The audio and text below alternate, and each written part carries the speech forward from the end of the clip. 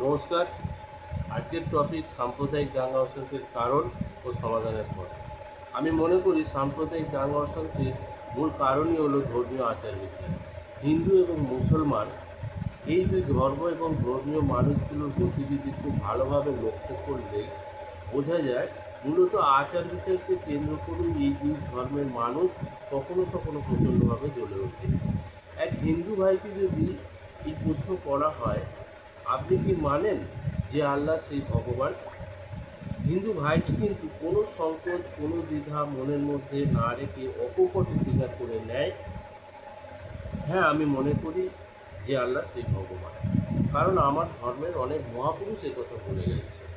অপরদিকে এক মুসলমান ভাইকেও যদি একই জিজ্ঞাসা করা হয়, মুসলমান ভাইটাও কিন্তু অকপটে স্বীকার করে নেয় যে আল্লাহ সেই ভগবান। কারণ তার ধর্মের মহানবী এই একই কথা বলেছে। কিন্তু হিন্দু ধর্মীয় আচার বিচার মুসলমান কখনো মেনে নিতে পারে না, আবার মুসলমান ধর্মীয় আচার বিচার হিন্দু কখনো মেনে নিতে পারে না।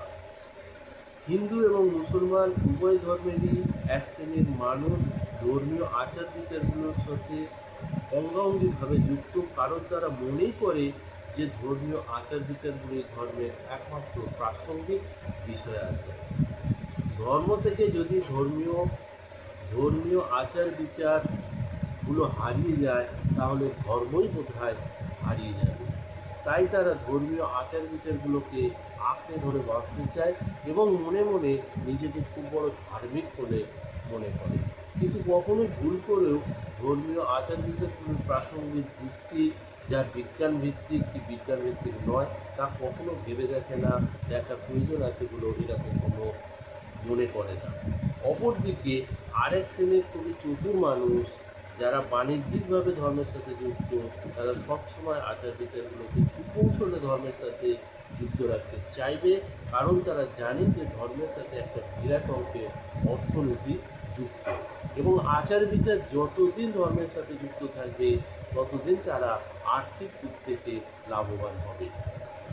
আমি মনে করি হিন্দু এবং মুসলমান উভয় ধর্মেরই যত ধর্মীয় আচার বিচার আছে, সমস্ত ধর্মীয় আচার বিচারগুলোকে একটা করে ভেবে দেখা দরকার। ধর্মীয় আচার বিচারগুলোর কোনো বিজ্ঞান ভিত্তিক যুক্তি তাৎপর্য আছে কিনা, যদি থাকে তাহলে বিজ্ঞানের যুক্তি, তথ্য ও প্রমাণ সহকারে বিশদভাবে বিশ্লেষণ করা প্রয়োজন এবং যা কিছু বিজ্ঞান ভিত্তিক যুক্তিগ্রাহ্য তাকে সমাজসম্মত, বিজ্ঞানসম্মত এবং আইনসম্মত বলে মত পোষণ করা প্রয়োজন।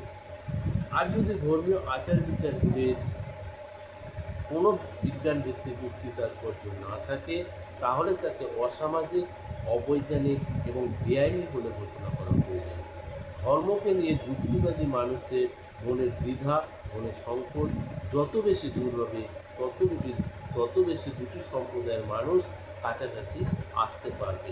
কোনো সাম্প্রদায়িক শক্তি মানুষের সাথে মানুষের বিচ্ছেদ, বিভেদ, বিভাজন ঘটাতে সক্ষম হবে না বলে আমি বিশ্বাস করি। নমস্কার।